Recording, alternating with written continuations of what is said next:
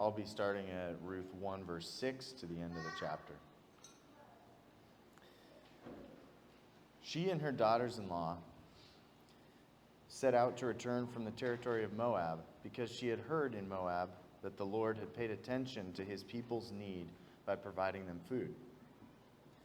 She left the place where she had been living, accompanied by her 2 daughters-in-law, and traveled along the road leading back to the land of Judah. Naomi said to them, "Each of you go back to your mother's home. May the Lord show kindness to you as you have shown to the dead and to me.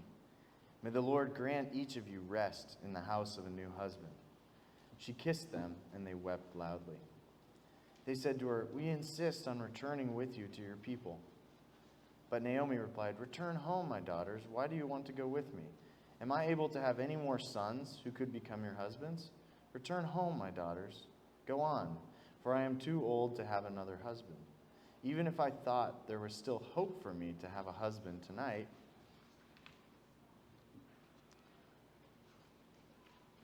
and to bear sons, would you be willing to wait for them to grow up? Would you restrain yourselves from remarrying? No, my daughters, my life is much too bitter for you to share, because the Lord's hand has turned against me." Again they wept loudly, and Orpah kissed her mother-in-law, but Ruth clung to her. Naomi said, "Look, your sister-in-law has gone back to her people and to her gods. Follow your sister-in-law." But Ruth replied, "Don't plead with me to abandon you or to return and not follow you. For wherever you go, I will go, and wherever you live, I will live. And your people will be my people, and your God will be my God. Where you die, I will die, and there I will be buried. May the Lord punish me and do so severely, if anything but death separates you and me." When Naomi saw that Ruth was determined to go with her, she stopped talking to her. The 2 of them traveled until they came to Bethlehem. When they entered Bethlehem, the whole town was excited about their arrival, and the local women exclaimed, "Can this be Naomi?" "Don't call me Naomi, call me Mara," she answered, "for the Almighty has made me very bitter. I went away full, but the Lord has brought me back empty. Why do you call me Naomi, since the Lord has opposed me, and the Almighty has afflicted me?" So Naomi came back from the territory of Moab with her daughter-in-law, Ruth the Moabitess. They arrived in Bethlehem at the beginning of the barley harvest. Thanks, Micah. Before we get going, I want to point out that this is an Old Testament narrative, which means it's a story. But we shouldn't just look at it as a story, as a moral book, but rather that God's inspired word, and it's actually really powerful. And so I just have to tell you, I could preach easily 3 or 4 sermons on this text. And some of you are like, "I don't see how. It's just a story." I promise you, it's so loaded. I cannot do it. I wish I could. But I'm going to try my best to 2 major points out of this, really. When life changes, it actually requires us to change. True story? When a new event, think about it, you get a new job, you end up driving to a new location, or maybe you have a job that you're actually doing at work, new duties. You have a child, especially that first child, everything gets changed completely. Your life is not what it once was. You have new responsibilities, new tasks, new bedtimes, right? Some of you. So whenever life has these life-altering occurrences, especially things like children or a diagnosis or something of that nature, we have to actually have a new way of thinking. You realize that? Those of you that are a parent in the room, you start to think differently once you're a parent, don't you? I never used to think about I don't know, if I get hurt, who cares? I just get hurt, right? And then you have a kid, you're like, well, if I get hurt, then I might work, and you think differently. It requires you to actually process the world, to see the world in a whole new light. Sometimes these life changes are actually forced upon us, right? Sometimes it's not something you ask for, it's just something that happens to you. When we look at the book of Ruth, we have these 2 particular women that we're following today. Their life stories have radically been changed. Their lives have been altered, and they would say this is not going well. The things that have been forced upon them, their spouses have died. And not only that, their inheritance are gone, if you will. They're moving to a land. One of them is moving to a land that she's not from. Nobody likes her. Nobody's going to like her when she gets there. And we have this other one that went away and obviously disobeyed God. And now she's going back and returning to the place where God has set for her to be. How is it that you can walk through hardship and have the abundant life? If you remember, we've been talking about for months now this abundant life that we have, that we can have in Christ, right? We've been talking about it through Ecclesiastes, or Romans 8, and now here we're looking at it, and we're going to see there's two different people here that we're going to be looking at. One of them has a very different mindset than the other one. One of them has a bitter life. She's bitter. She's angry. She's upset about how life has gone. And then we have another one that takes on the challenge and adjusts her whole worldview. How is it that you can walk through something as difficult as this as a life challenge? This is a difficult life challenge, right? Imagine you lose your job, your spouse dies, you have no inheritance. That's pretty rough. You could be bitter as one, or you can actually see what is happening and you can have an abundant life in it. But just as a reminder of what happened last week, we talked about as we began the book, this is in the time of Judges where there is no king. And the main thing that we talked about in the time of Judges is that everyone is kind of doing what they think is right. Everyone's doing what they think is the right thing to do. God has been pushed to the sidelines, and they're intentionally pushing God, or unintentionally pushing God to the sidelines. Things like famines have happened because God's like, hey, wake up. Stop chasing these gods that you say will give you something and look to me. Like, I'm just going to withhold my grace upon you, not fully, but enough that you're going to go, man, I'm hungry, and this God, Baal, that I've been chasing, he's not filling my pantry. What the heck's going on? Maybe because he's not God, and God's pushing a little pain on them. In fact, I wouldn't even say he's pushing the pain. He's just releasing his grace upon them, and that's painful. Let's pick it up in verse 3. I realize we were doing verse 6, but I think it gives you a little bit of a background here. Naomi's husband, Elimelech, died, and she was left with her two sons. Her sons took Moabite women as their wives, one named Orpah and the other named Ruth. You ever notice nobody names their kids Orpah? I wonder why.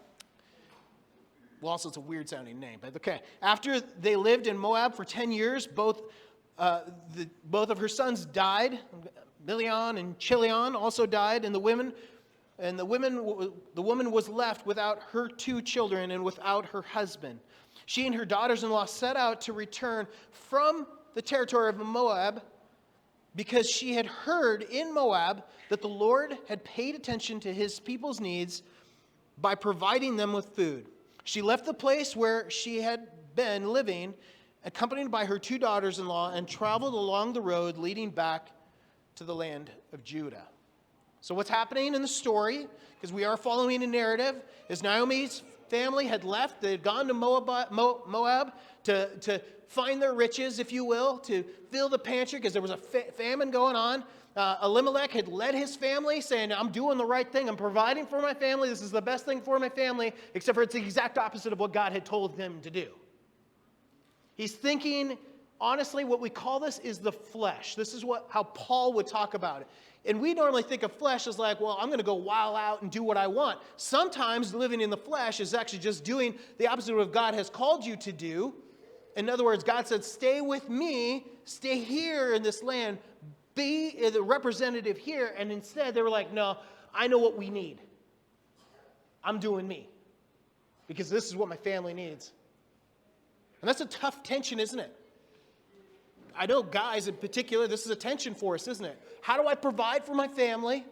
And yet, do I take that as priority over what God has commanded me to do? It's a tough question. So we can sympathize with him. But he goes to Moab to seek his fortune, if you will. He dies. Well, great. What fortune does his family have now? Not much, because he's dead. Then his sons, next take the collection. All right, we're the guys now. They take Moabite wives. They're not supposed to do that. Oh, they also die. So this plan to go be prosperous and make all this money or whatever it is that they hope to do has turned into a disaster for those that they were called to protect. Naomi. The funny thing is, this is the same pattern that you see Israel doing over and over again. Everyone does what is right in their own eyes.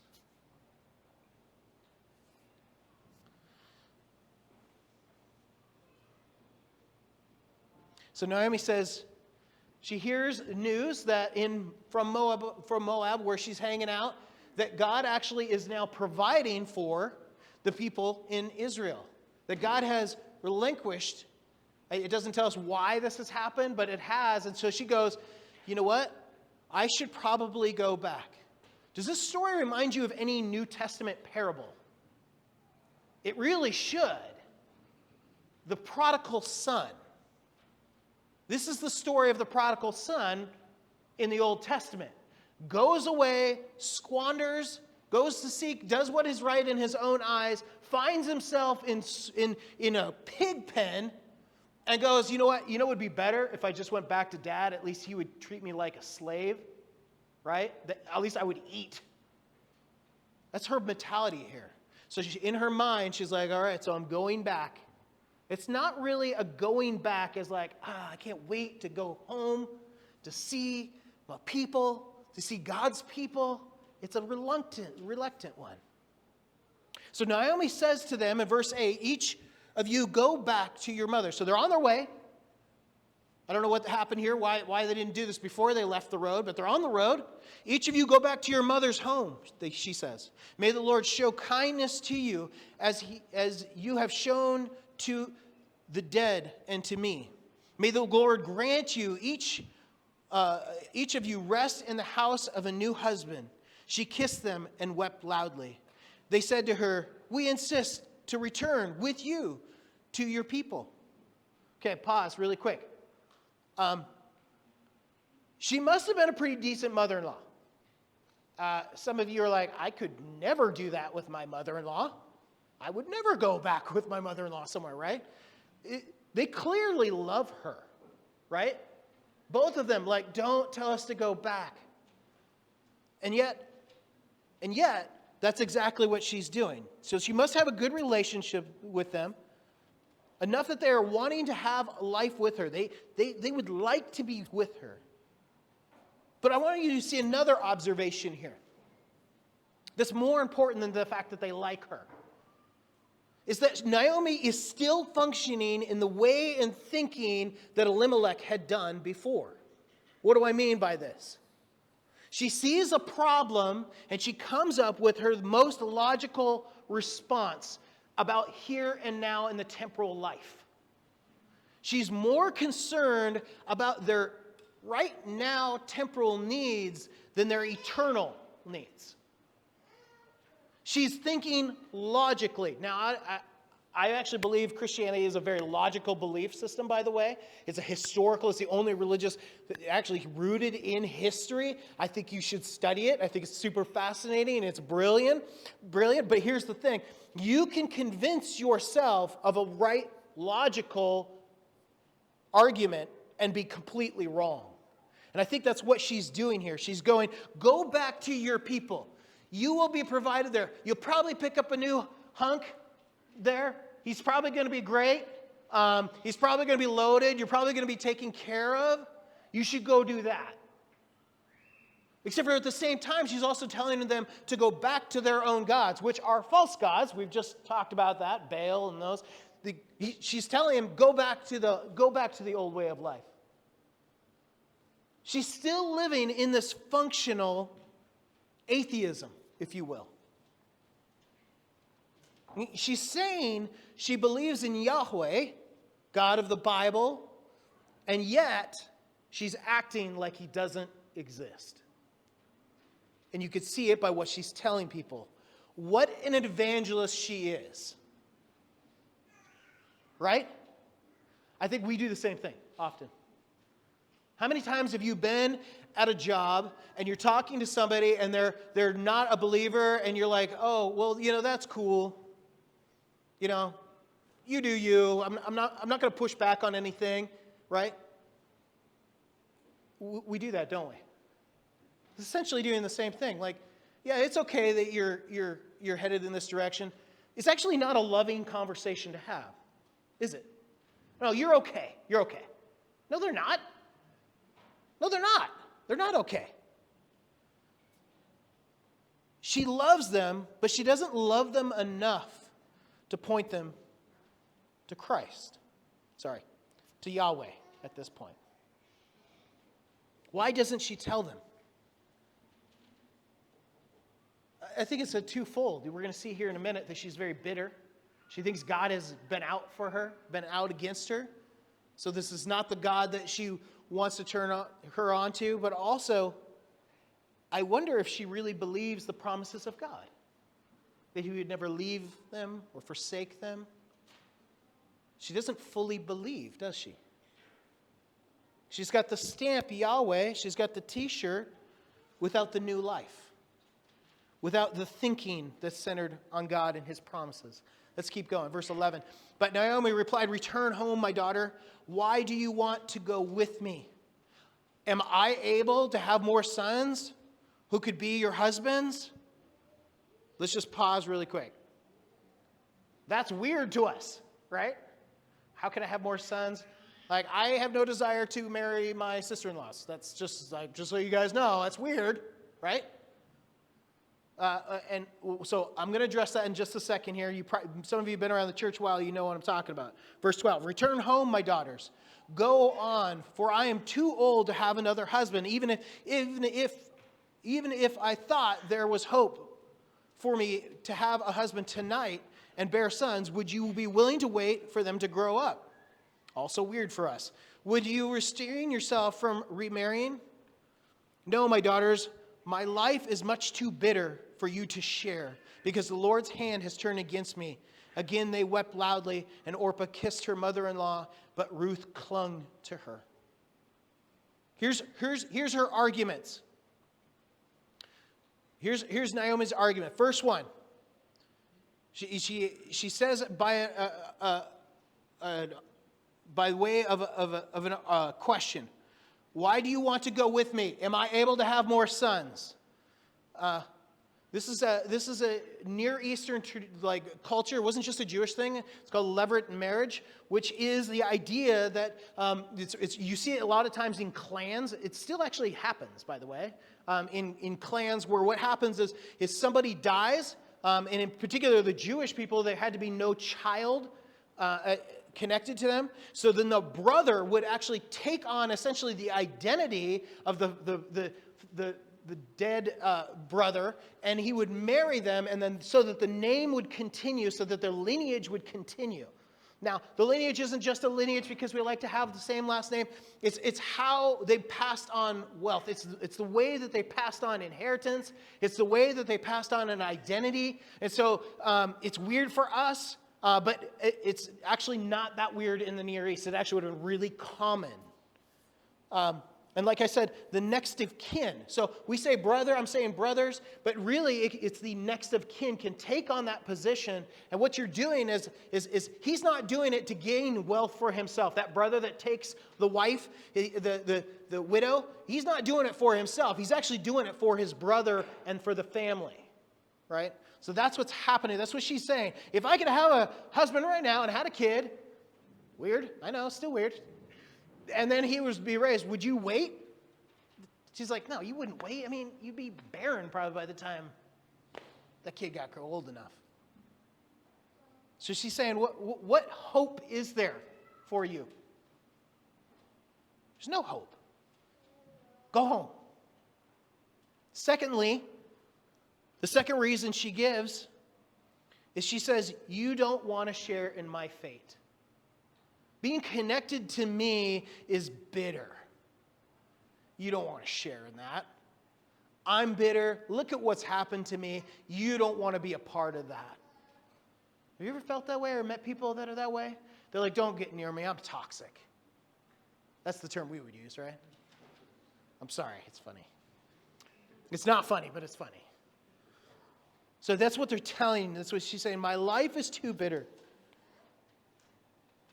So she believes that God may have turned towards Bethlehem and that he has turned towards Judah, that he has granted favor with Judah, but me? Probably not. I'm bitter. Things are not going as I planned. Naomi realizes that her current condition is part of the discipline of God, right? Remember, God said, don't leave this place. Don't leave this place. Why? Because God really likes territories and ground? No, because that's where the people of God are. There's supposed to be a representation, and through this line, there would be one that would free the whole world. Don't go there. Oh, you're going to insist to go there? Okay, I need you to come back. I'm going to make a way for you to come back, even though it's a painful way.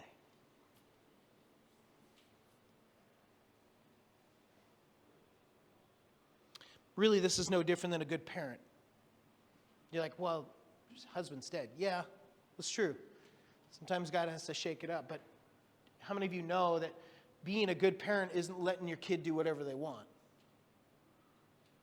Sometimes you got to be like, hey, no. This is where you need to be. And that's exactly what God is doing to her. So Orpah, she takes off, she goes back, she hears the logic, she goes, yeah, you're right, that makes a lot of sense.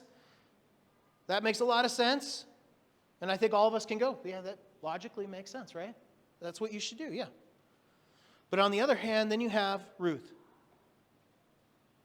Verse 14, again, they wept loudly. Orpah kissed her mother-in-law, she's kissing her goodbye, and Ruth clung to her. Okay. I don't know what you have visually in your picture, but I had somebody just holding on for dear life, right? You know what this word clung means, where it's used? It's actually used in Genesis 2, describing the bond of marriage. Now, this is weird because what she's really kind of saying, she's clinging to her, but it's not just a physical clinging. She's saying, like a marriage covenant, I'm clinging to you. I'm making a vow, and you actually see her vow after this. It follows.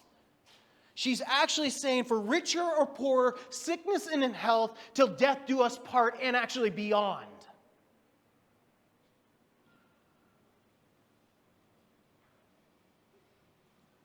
Naomi says, go away.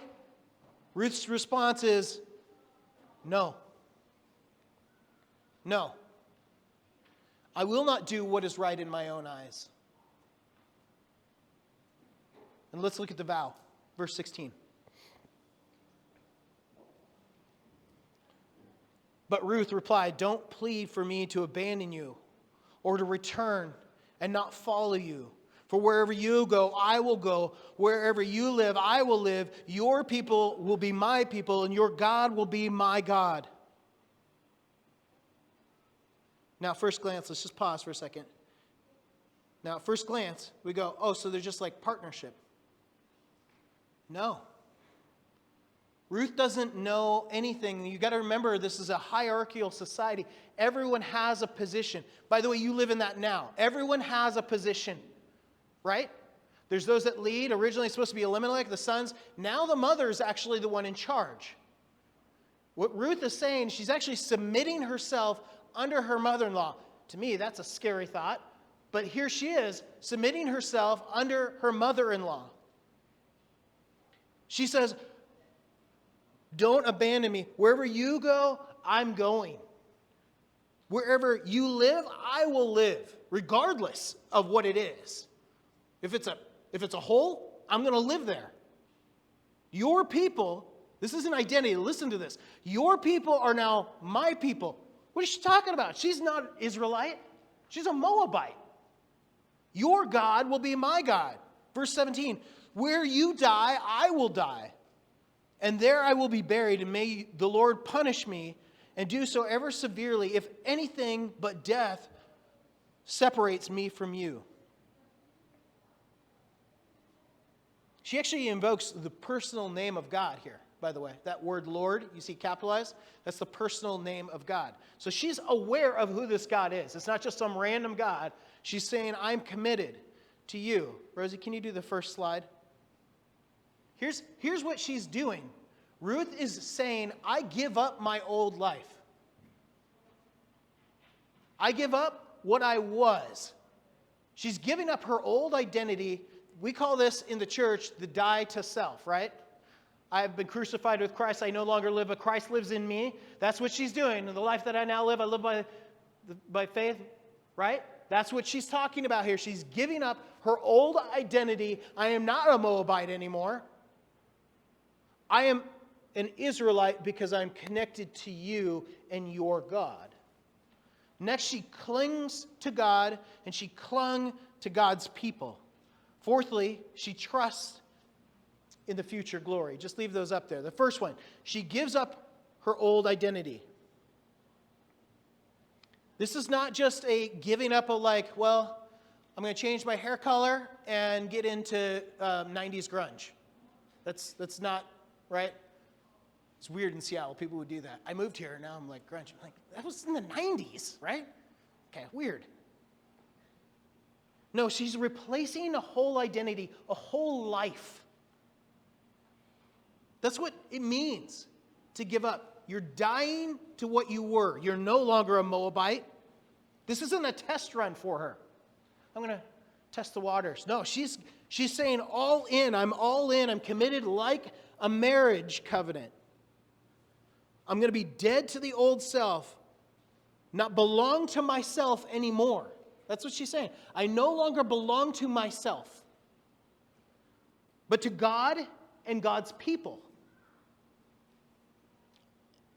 See, a lot of times I think we look at this, we go, yeah, new identity of Christ, but the die to self, well, can't I hold on to something? We used to have a paratrooper, and it's probably not the one that you're thinking of. He was before in the church, and he told me a story about one of their jumps. And I don't know if you've ever watched the paratroopers jump out. They hold their rope, and then they get to the end, and then what do? They do this, right? They hold, and then they jump. Why? Because they've got this line. I could be wrong. Micah, you probably correct me. No, that's what. But you shouldn't hold on to that line any longer, right? Well, one of the guys on his jump held on. And the rope wrapped around his arm, and it tore his arm off as he fell. Gross. That's what it's like when you hold on to an old identity. You've stepped through the door, but you're like, I'm going to keep holding on. That's going to tear you up. It's going to tear you apart. You can't be both. She can no longer be a Moabite, living as a Moabite, committed to herself and what's best for her, and be committed to Yahweh, to God, and Naomi. She can't do both. She's got to die to that self. She's got to have a new identity. Second and third, I'm going to put these together because they actually are in corresponding relation to each other. She clings to God. Here's the thing. When you step out in faith, you die to yourself, you're not actually jumping into nothing. You're actually clinging on to something. It's a new identity. You're not trading it for nothing. You're trading it for a new identity.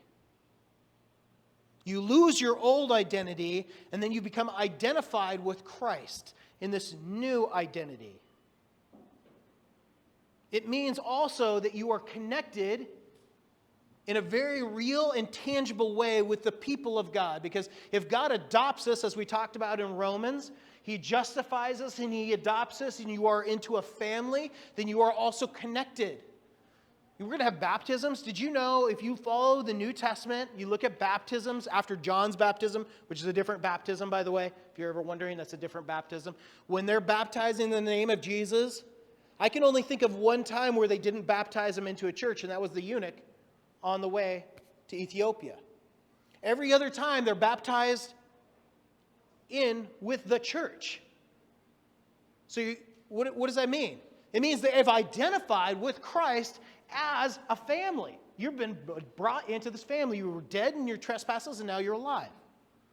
So Ruth clings not only to Naomi, but she's actually, and Naomi's position and her authority, she's also clinging to God at the same time. Did you see that in verse 16?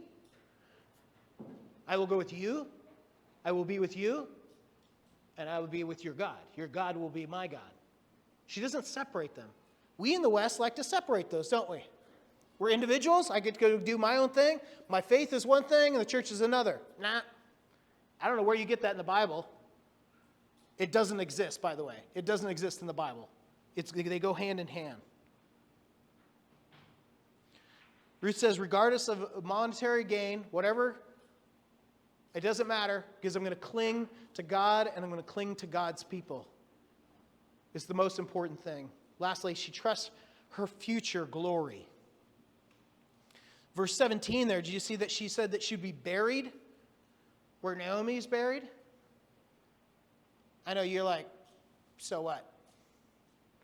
Well, I don't know if you know this, but in the Near East, in this particular time, to be buried in your own land was a big deal. It was a connection. There was a connection of actually being deep connection with the land. As you are part of the land, you come from the land, you also are connected to the God of that land. And so she's actually forfeiting everything that she would have been brought up to believe, including the afterlife, including the security of being with my people forever. She's abandoning it and saying the opposite, going the opposite direction. She's not just saying, I commit my life like we do in marriage. She's saying, I commit my afterlife. That's a big deal. For what? To gain what? I mean, she's given up everything. Identity, hope, really? You could say for a husband, any future security? To be connected to this woman and this God? It doesn't seem logical, does it? Why? Why would she do this? It's really only one reason: relationship. You realize that? It's a relationship. She's given it all up to be in relationship with Naomi, Naomi's people, and Naomi's God. She's trading herself and her identity to be connected in relationship to Yahweh and to God's people. She's trading her self-governing. That's really what she's doing. I will not govern myself anymore. We don't like that. I don't like it. So I assume you don't like it very much either. Ruth is going from submitting to her own desires. You realize you're always submitting to something? You're submitting to your own desires, or you can submit to somebody else. There's really the options. You're submitting to something. Paul talks about it as the flesh. Don't be a slave to the flesh. What does he say? Don't submit to the flesh. Submit to Christ. I want you to notice here, it's a willing submission. I know, I'm saying the word submission. You're going to hear it a bunch more. It's a willing submission. Nobody is forcing her to do this. She's saying, I choose to submit.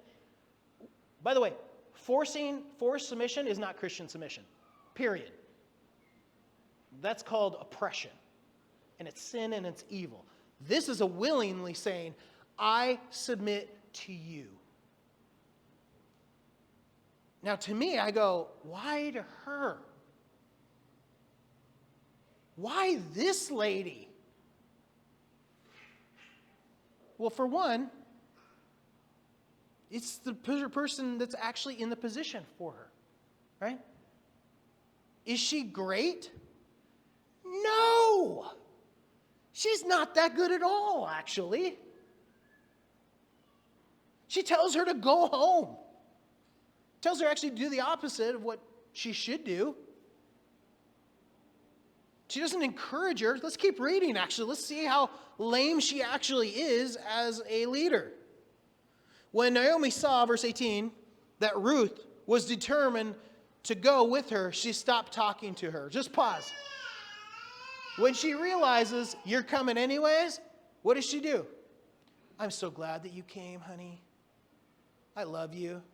She stops talking to her. What a jerk.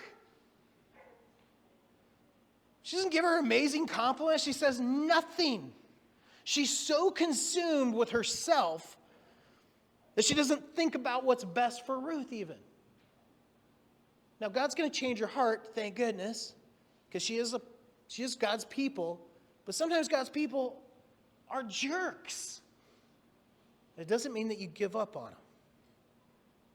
Verse 19, the two of them traveled until they came to Bethlehem. And they entered the Bethlehem. The whole town was excited about their arrival. And the local woman exclaimed, "Can this be Naomi?" "Don't call me Naomi. Call me Mara," she answered. For the Almighty has made me very bitter. I went away full, but God has brought me back empty. Why do you call me Naomi, since the Lord has opposed me and the Almighty has afflicted me? So Naomi came back from the territory of Moab with her daughter-in-law, Ruth, the Moabite. And they arrived in Bethlehem at the beginning of the barley harvest. Did you just notice two major things? The ladies come up and they're like, "Is this Naomi?" She's like, "No, I'm bitter." Okay.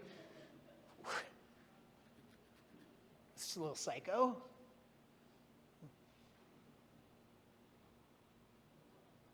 Did you notice too, that she comes in, she says, "I'm bitter." She says, "I came in full, and God has brought me back empty." She doesn't even mention the lady that's next to her. "God, I went away full. I had everything." "Oh, really? That's why you left in the first place, is because you didn't have. And you came back, and you don't even recognize the person that says, "I'm going to commit my life." She doesn't say anything. That's why that last verse is there. And say, and Ruth was with her. Oh, by the way. She doesn't say, and this is my amazing daughter-in-law who has committed herself to me. I have something. No, I have nothing. I'm bitter. And yet, Ruth still submits to her. This is a hard one for me. I want to swallow and be like, "You should probably find somebody else." But this is the one person that she knows that actually knows God. Do you realize that? This is the one person. She's grown up in Moab. She doesn't know a bunch of believers. So the strongest believer she knows is Naomi, as pathetic as she is. And she so desperately still wants this God. That should be an encouragement for you and me. You could be a pretty crappy Christian, and God can still use you. Praise God. You shouldn't be a crappy Christian, but you can be one, and God can still use you. But she submits. Why? I think really you could look at Ephesians 5, verse 21, which is talking about husbands and wives and Christ and the church. And I'm not going to get into all that, but the first line in that section, verse 21, says, "Submit to one another out of reverence for Christ." Now, some of you might have a different translation. Literal translation, they're saying reverence, like reverence, awe, is fear. For fear of Christ. Fear God, right? That's what he's getting at. Fear God. So submit to one another, not fear as in because God is holy, because God is awesome. God, this is text.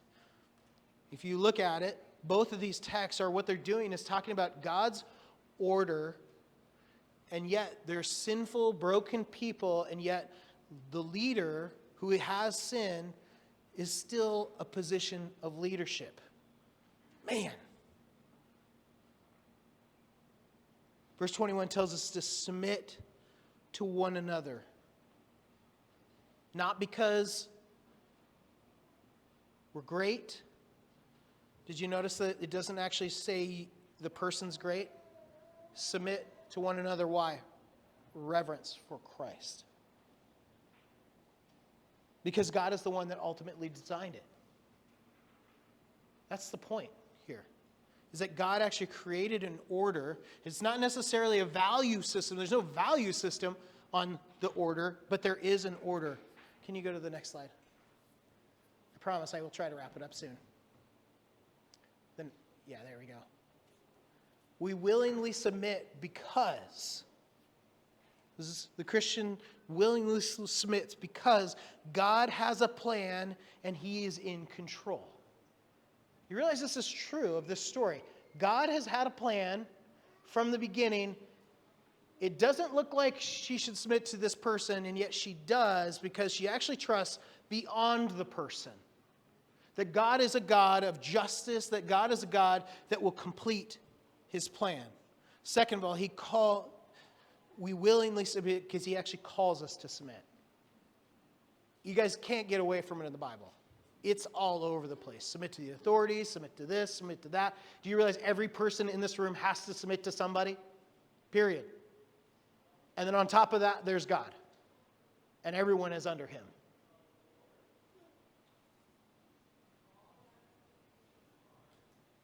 She submits willfully, not because she sees a huge benefit for herself,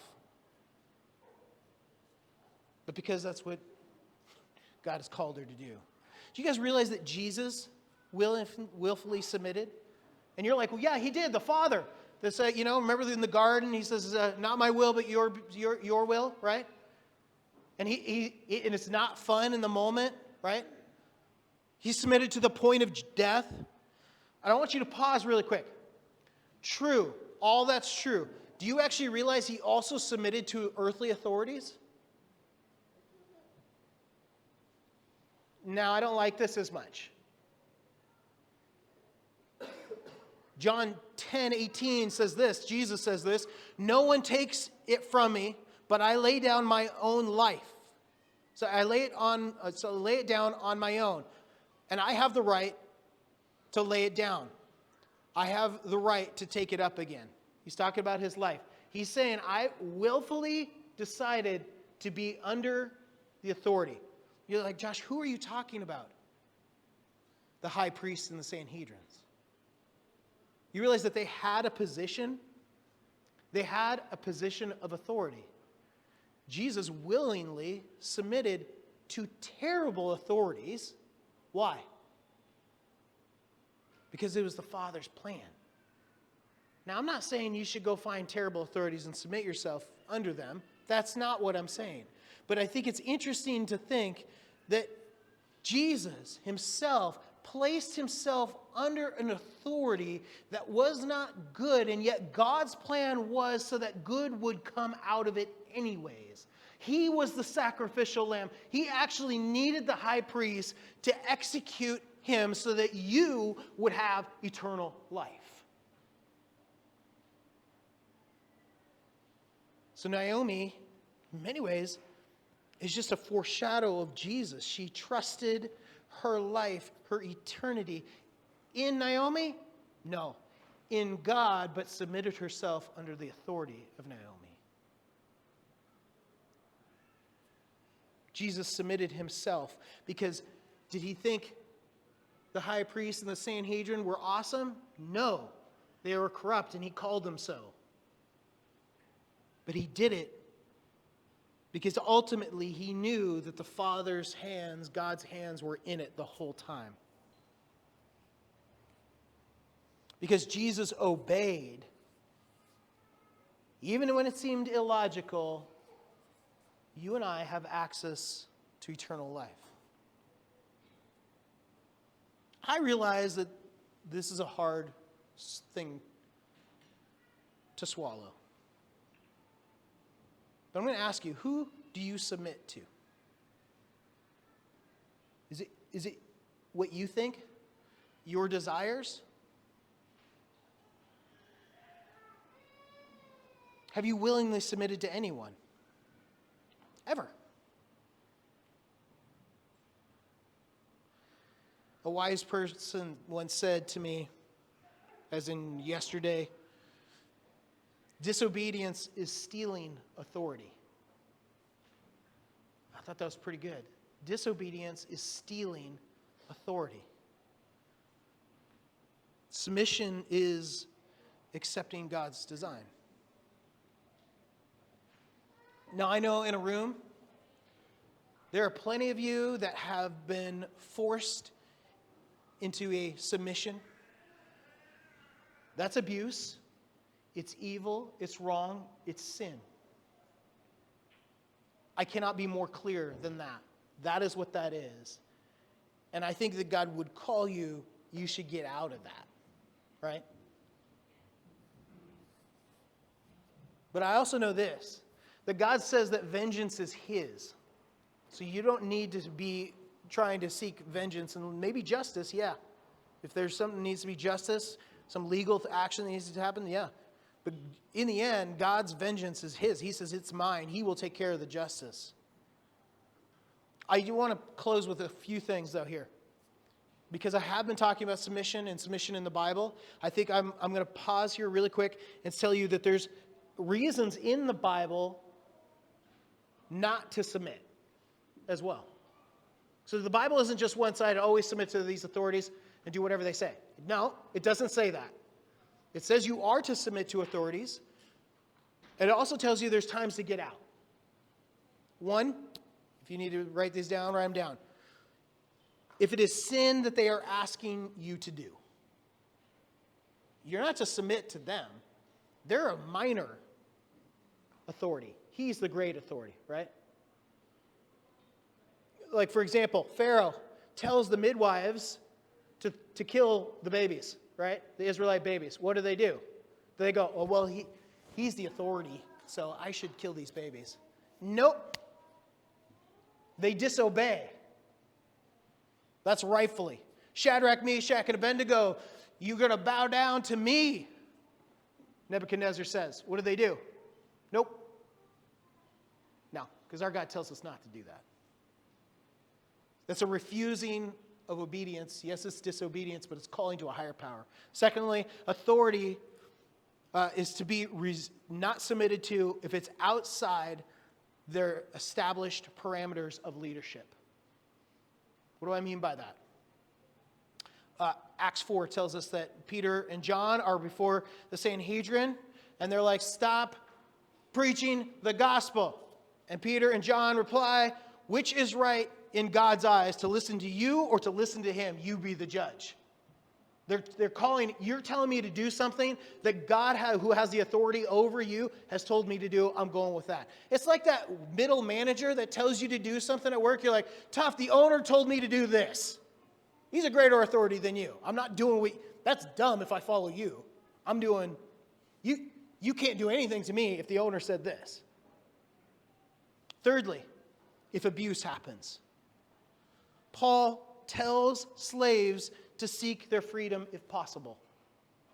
Now, I realize that may not be a direct reference here, but I think it's over and over. We see the same thing, where it is a seeking to be free, especially if it's an unwillful submission.